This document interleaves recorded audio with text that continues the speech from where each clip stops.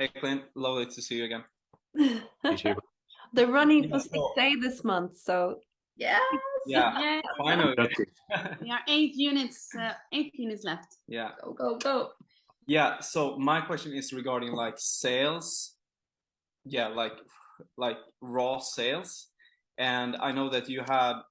It's more of an open question. I know that a couple of months ago or a year ago, I heard you drop like the line that made that helped you land a lot of like helped a lot of people say yes, and it sounded like something like, "So when are you ready to invest?" or something.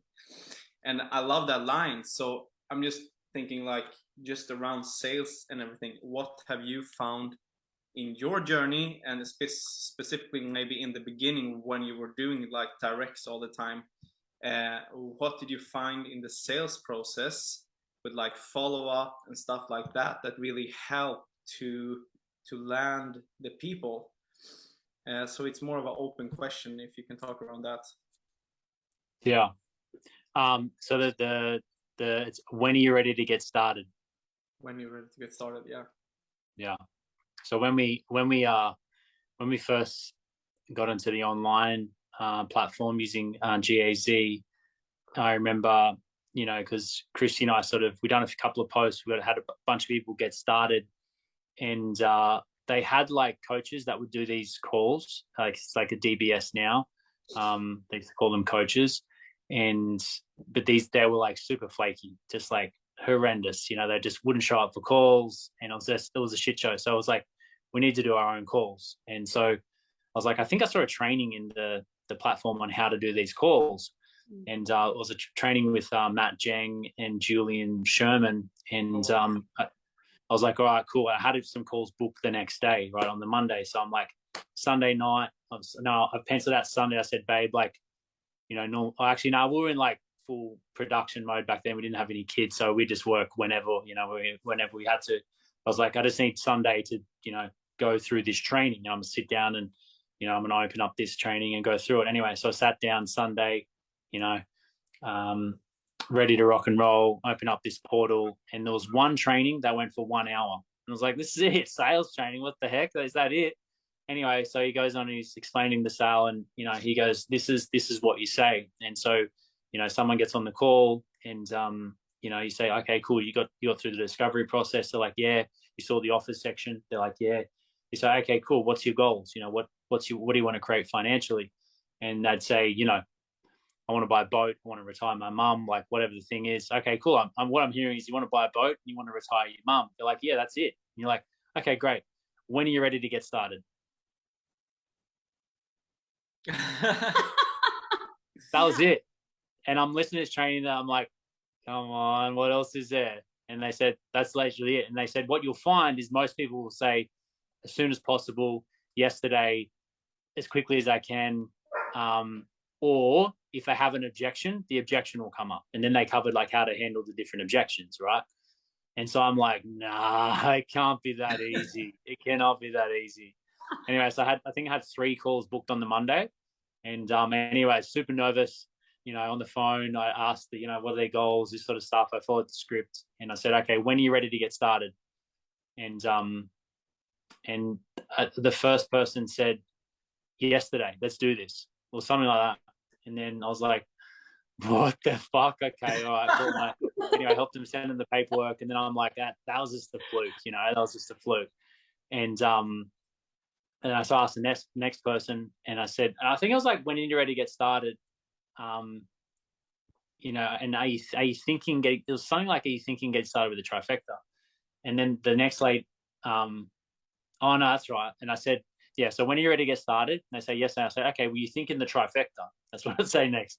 Are you thinking the trifecta? And the second lady's like, oh, listen, like, would it be okay if I just got the K8? Would it be okay if I just got the K8? I'm like, listen, I might have to talk to my wife just to make sure that that's okay. But yeah, okay, all right. We'll let it just for this time. All right, I'll let you off.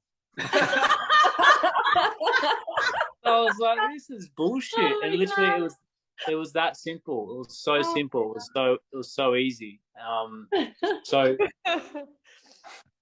So yeah, it is as simple as that. And I think like what it would do is like when you're ready to get started, it put it straight there on the table. And I don't know, have you guys seen that Manika, you would have seen the Grant Cardone video where he's talking about the Enagic distributor. Have you guys seen that one? What did you say? Sure. You're talking about the K8, like he has a K8 and it's like, yeah, it's a correct machine and so, but is that the video? Nah, there's this one, and it's one that's gone around recently. I don't know if it's a new video or it's an old one. It's in the 6A chat, but yeah. So he's saying like, you know, he had this guy come to his door in Miami or wherever he lives, and he was selling Kangen water, and the guy came in, and he got his machine and he got all these bottles of water out, and he was doing this demo, and he put the tap water and he put the tester in and it came up yellow, and he goes Grant Cardone's like, I was like, oh, okay, I want one for the house. And he said, this is what I was thinking. He goes, okay, I want one for this house. I want to go one from my other house. And then he started explaining about some other water, and he goes, oh, and I'm like, then I was thinking like, you know, can I bathe in this thing? He's like, I'm thinking 3 machines. And he goes, the guy did a presentation for another 48 minutes before he then asked him, like, you know, if he'd like to buy 1 machine. And he's like, I did buy 1 machine, you know, just because he didn't ask me to buy more. And he goes, but he just wasted 48 minutes of my time. You know, I was ready to buy 3 machines at the start.